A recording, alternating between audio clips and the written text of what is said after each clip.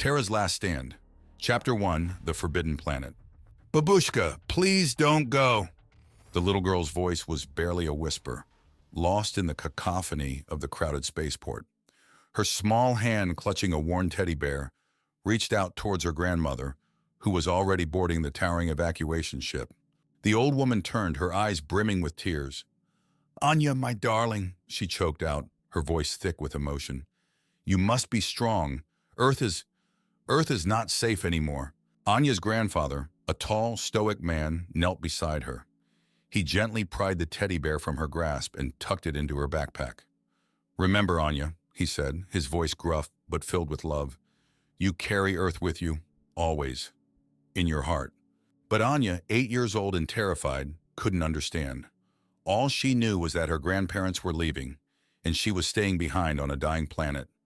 The Terra Phage, a mysterious disease that the Galactic Council had declared incurable, had turned Earth into a quarantined wasteland. 27 years later, Anya Petrova stood on the gleaming deck of the research vessel Odyssey, her heart pounding in her chest. She clutched her data pad, the screen glowing with the official research permit, Destination Earth, the once forbidden planet. The ship's AI, Athena, a soothing female voice, announced the final boarding call. Anya took a deep breath and stepped onto the gangway, the metal groaning beneath her weight. The Odyssey was a marvel of engineering, its sleek hull designed for interstellar travel. But Anya's focus wasn't on the ship's impressive technology. It was on the planet waiting for her at the end of the journey. As she entered the ship's main corridor, a familiar figure emerged from the shadows. Commander Kai Zhao, his face etched with the lines of a soldier who had seen too much, stood with his arms crossed. His gaze was stern, his jaw set in a firm line. "Dr. Petrova," he said, his voice devoid of warmth, "I wasn't expecting to see you here." Anya's heart sank. Kai had been her mentor at the academy, the one who had nurtured her passion for xenobiology. But that was before the council had branded her a radical, a troublemaker who dared to question their authority. "Commander Zhao," she replied, forcing a smile. "It's been a while." "Indeed," Kai said, his eyes scanning her face. "I see you haven't lost your rebellious streak." Anya raised an eyebrow. "Is that why the council assigned you to this mission? To keep an eye on me?" Kai's lips twitched in a wry smile. "Something like that," he admitted.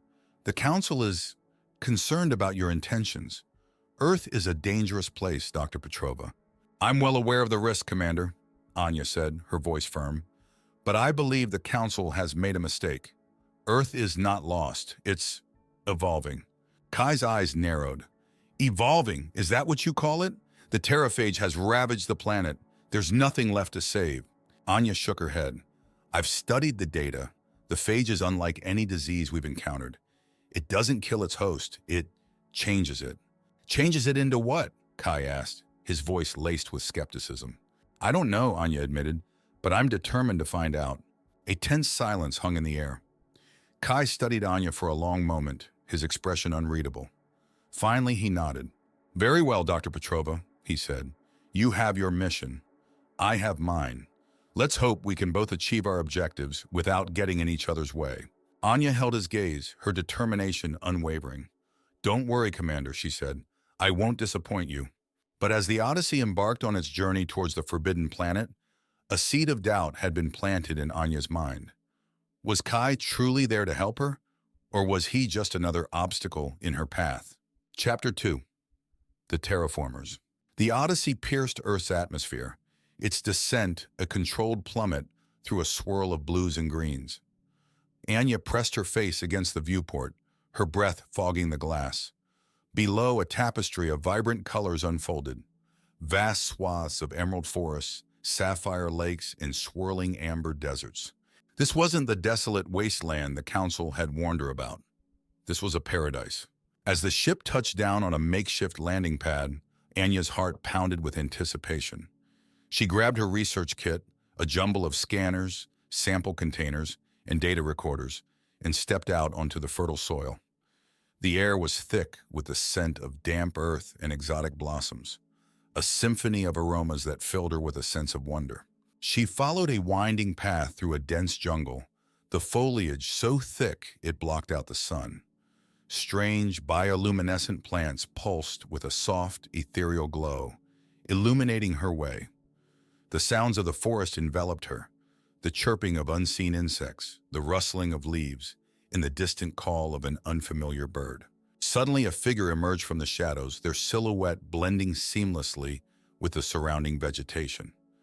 Anya gasped, her hand instinctively reaching for the stun pistol at her hip. The figure raised their hands, their voice a melodious blend of human and something else, something primal. "Peace, traveler," they said, their words echoing through the trees.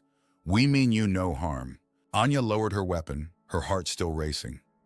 The figure stepped into the light, revealing themselves to be a woman, her skin a mosaic of green and brown, her hair woven with leaves and vines.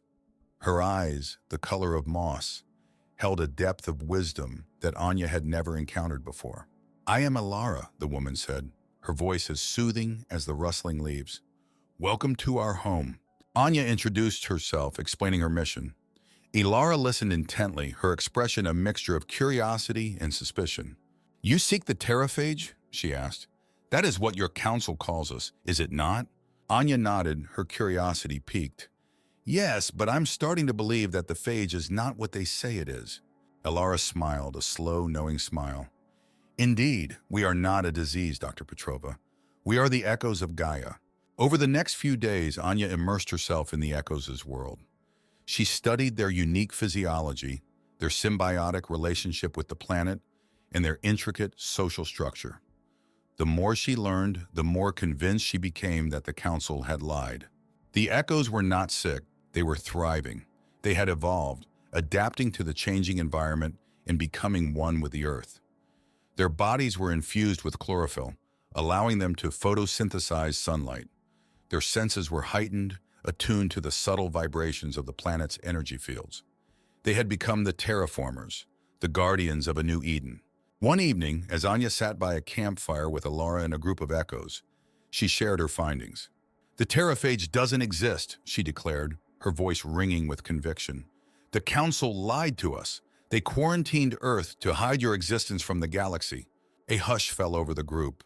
Alara's eyes widened in surprise, then narrowed in anger. "Why would they do that?" she asked. Anya shrugged, her mind racing. "I don't know, but I intend to find out." As the fire crackled and the stars twinkled above, Anya realized that her mission had changed. She was no longer just a scientist seeking knowledge. She was a witness to a miracle, a testament to the resilience of life, and she was determined to protect it. Chapter 3. The Council's Deception. A week into her stay, the tranquil rhythm of Anya's research was shattered by the thunderous roar of engines overhead. She glanced up to see a squadron of Council warships descending from the sky, their sleek hulls glinting in the sunlight. A chill ran down her spine. This was no routine check-in. Commander Kai emerged from the lead ship, flanked by a squad of armed soldiers. His expression was grim, his eyes cold and calculating. "Dr. Petrova," he said, his voice amplified by a comms unit, "we've received disturbing reports of unauthorized contact with indigenous lifeforms. I'm here to assess the situation." Anya felt a surge of anger. "Indigenous lifeforms? These are people, Kai. They've welcomed me into their homes, shared their knowledge." "Don't be naive, Anya," Kai retorted, his voice dripping with disdain. "These creatures are a threat to the galactic order. The Terra Phage is a highly contagious and unpredictable pathogen. We can't risk it spreading to other colonies." "The Terra Phage is a myth," Anya shouted, her voice echoing through the clearing. "The Echoes are healthy, thriving. They've evolved beyond anything we could have imagined." Kai's face hardened. "That's not what the Council believes. My orders are to contain the situation, by any means necessary." Anya's heart sank. She knew Kai was lying. The Council had never been interested in containment. They wanted control, and the Echoes, with their unique abilities and their connection to the planet, represented a power they couldn't afford to ignore. That night, under the cover of darkness, Anya infiltrated the Odyssey. She hacked into the ship's mainframe, her fingers flying across the holographic keyboard. She searched for any information that could expose the Council's true intentions. Hours later, she found it, a series of encrypted files buried deep within the system. With trembling hands, she decrypted the documents, her eyes widening as she read the words on the screen. The Terra Phage was a hoax, a fabrication designed to justify the quarantine of Earth and the suppression of the Echoes. The Council had known all along that the Echoes posed no threat to the galaxy. They simply wanted to exploit their abilities and resources for their own gain. Anya's blood ran cold. The Council she had served, the organization she had trusted, was corrupt to its core. She felt sick to her stomach, the weight of betrayal crushing her spirit. As she downloaded the files onto a secure drive, a voice startled her from behind. Anya, Kai stood in the doorway, his face a mask of anger and disappointment. "What have you done?" Anya turned to face him, her resolve hardening. "I've learned the truth, Kai. The Council is lying to us, to everyone." Kai stepped forward, his hand hovering over his holstered blaster. "The Council knows what's best for the galaxy. The Echoes are a danger." "No, they're not," Anya cried. "They're the future. They found a way to live in harmony with nature, something we've forgotten how to do." Kai shook his head, his eyes filled with a chilling resolve. "You're too far gone, Anya. You've become one of them." Anya held his gaze, her voice unwavering. "I've become what I was always meant to be, a protector of life, and I won't let you destroy this planet." A tense standoff ensued, the air crackling with unspoken threats. Anya knew she couldn't win this battle alone, but she wouldn't give up. Not while the Echoes needed her. Not while Earth was in danger. Chapter 4. The Awakening. The moon hung heavy in the star-strewn sky, casting long shadows across the clearing where Anya and Alara sat. The air was thick with the scent of night-blooming jasmine, a heady fragrance that mingled with the earthy aroma of the forest floor. Anya held out a datapad, its screen aglow with a 3D model of a plant cell. "Look," she said, pointing to a cluster of green organelles. "These are chloroplasts. They're responsible for photosynthesis, the process that allows plants to convert sunlight into energy." Alara leaned in, her eyes tracing the intricate details of the model. "We feel the sun within us," she murmured. "We sense its warmth, its life-giving energy." "That's because you have chloroplasts in your own cells," Anya explained. "You've become a part of the Earth's ecosystem, a living bridge between the human and plant worlds." Ilara's fingers brushed against the leaves entwined in her hair. "We are the Echoes of Gaia," she said, her voice filled with reverence. "The children of the Earth." Anya smiled, a warmth spreading through her chest. She had come to Earth to study the Terra Phage, but she had found something far more profound. A people who had embraced their connection to the planet, who had transcended the boundaries of human existence. In the weeks that followed, Anya worked tirelessly alongside the Echoes. She shared her knowledge of science and technology, helping them to understand and control their newfound abilities. She taught them how to harness the power of photosynthesis to heal wounds, to communicate with plants, and to manipulate the Earth itself. Ilara proved to be a quick learner, her mind as sharp as her warrior spirit. She organized the Echoes into teams, each with a specific task: scouting, defense, communication, resource management. She honed their skills, transforming them into a formidable force. The clearing where Anya had first met Ilara became a training ground. Echoes practiced their newfound abilities, their bodies moving with the grace and power of the natural world. They sprouted vines from their fingertips, summoned roots from the ground, and manipulated the very air around them.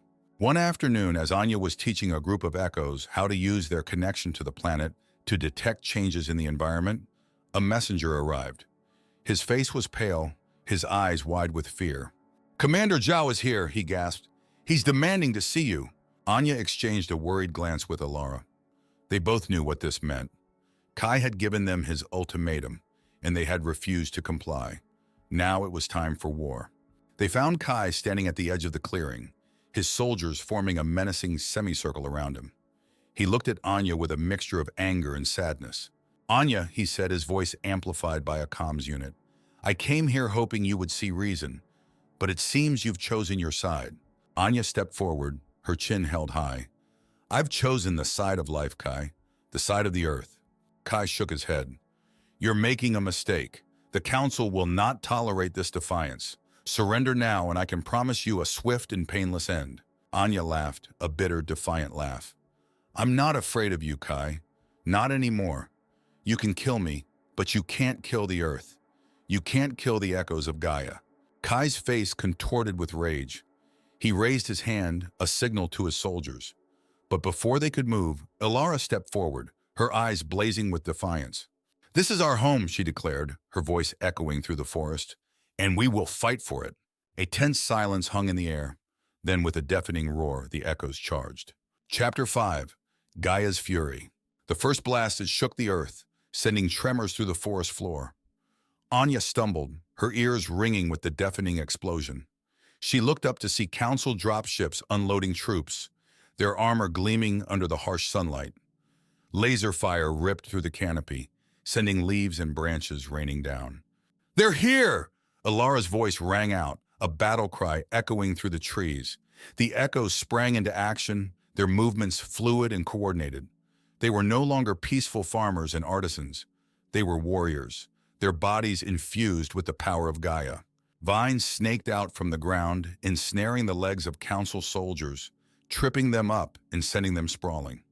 Trees groaned and creaked as their roots reached out, forming a living wall of thorns and brambles that blocked the enemy's advance. Anya, clutching a makeshift medkit, rushed to help a wounded echo, his arm torn and bleeding. She applied a salve made from crushed leaves and whispered a healing incantation she had learned from Ilara. The wound knitted together, the bleeding slowing to a trickle. The battle raged for hours, a chaotic dance of laser fire and natural fury. Anya watched in awe as the echoes manipulated the very earth beneath their feet, creating sinkholes that swallowed entire squads of soldiers, summoning gusts of wind that sent enemy ships careening off course. But the Council's forces were relentless. They pressed forward, their numbers dwindling but their resolve unwavering. Anya saw Ilara, her face streaked with sweat and dirt, leading a charge against a squadron of armored troopers. She fought with the ferocity of a lioness, protecting her cubs, her vine-like hair lashing out like whips, her hands glowing with a green ethereal energy. The fighting took its toll. Anya saw many of her friends fall, their bodies entwined with the roots of the trees they had defended. The sight filled her with a rage she had never known before. She gritted her teeth, her mind racing, searching for a way to turn the tide of the battle. Then it hit her, the Council's armor. It was designed to protect against environmental hazards, but it had a weakness. It relied on a complex system of filters and sensors to regulate the flow of air and nutrients. If she could disrupt those systems, Anya rushed back to her makeshift lab, a clearing in the forest where she had set up her equipment. She worked feverishly, her fingers dancing across the holographic interface of her datapad. She analyzed the data she had collected on the echoes, searching for any clues that could help her. Finally, she found it. A chemical compound secreted by the echo's skin, a natural biotoxin that could disrupt the Council's armor. She quickly synthesized a concentrated version of the toxin, loading it into a spray canister. She raced back to the battlefield, her heart pounding in her chest. The echoes were losing ground, their ranks thinning with each passing minute. She found Ilara, her face pale with exhaustion, fighting off a group of soldiers. "Ilara!" Anya shouted, waving the canister. "I have something that can help." Ilara's eyes widened in surprise. "What is it?" "A weapon," Anya said, a grim determination in her voice. "A weapon forged from the earth itself." Chapter 6. A New Covenant. The air crackled with the scent of ozone and singed foliage. The battle had subsided, leaving a landscape scarred yet strangely serene. Anya stood amidst the ruins of the Council encampment, her heart heavy with the cost of victory. She had lost friends, comrades, but their sacrifice had not been in vain. The echoes had prevailed, their connection to the earth proving a formidable weapon. They had repelled the invaders, sending the remnants of Kai's squadron fleeing back to their ships. Anya watched as Ilara, her face etched with both triumph and sorrow, addressed her people. "We have fought for our home, for our right to exist." Ilara's voice resonated with the strength of the earth itself. "And we have won. But our victory is not just for the echoes of Gaia. It is a victory for all who have been oppressed, for all who have been silenced." The echoes erupted in cheers, their voices blending with the rustling of leaves and the chirping of insects. Anya felt a swell of pride and admiration. These were her people now. They had accepted her, trusted her, fought alongside her. In the days that followed, Enya worked tirelessly to bridge the gap between humans and echoes. She established communication channels with the Galactic Council, presenting irrefutable evidence of their deception and the echoes' peaceful nature. The news of the Council's lies sent shockwaves through the galaxy. Protests erupted on countless worlds, demanding accountability and reform. The Council, weakened and discredited, had no choice but to rescind the quarantine and acknowledge the Echo's sovereignty. Delegations from across the galaxy flocked to Earth, eager to meet the Echoes and learn from their harmonious way of life. Anya found herself acting as a translator, a mediator, and a cultural ambassador. She helped the Echoes navigate the complexities of galactic politics, ensuring their voices were heard and their rights respected. One sunny afternoon, as Anya walked through a newly planted orchard with Alara, she felt a sense of peace she hadn't known since her childhood. The trees were heavy with fruit, their branches swaying gently in the breeze. "It's beautiful," Anya said, plucking a ripe pear from a branch. "A symbol of new beginnings." Alara smiled, her eyes crinkling at the corners. "The earth is always changing, always adapting, and so are we." Anya took a bite of the pear, its sweetness bursting on her tongue. "I used to think that the Echoes were the ones who needed to change," she said. "But now I realize that it's the rest of the galaxy that needs to learn from you." Alara nodded. "We are all connected, Anya, to each other, to the earth, to the universe. We must learn to live in harmony, or we will perish." Anya gazed out at the horizon, where the sun dipped below the edge of the world, painting the sky in hues of orange and gold. She thought of her grandparents, their faces etched with sorrow as they left Earth behind. "I think they would be proud of what we've accomplished," she said softly. Alara placed a hand on Anya's shoulder. "They are with us, Anya, in every leaf, in every stone, in every breath we take." Anya closed her eyes, feeling the warmth of the earth beneath her feet, the sun on her face, the wind in her hair. She was home.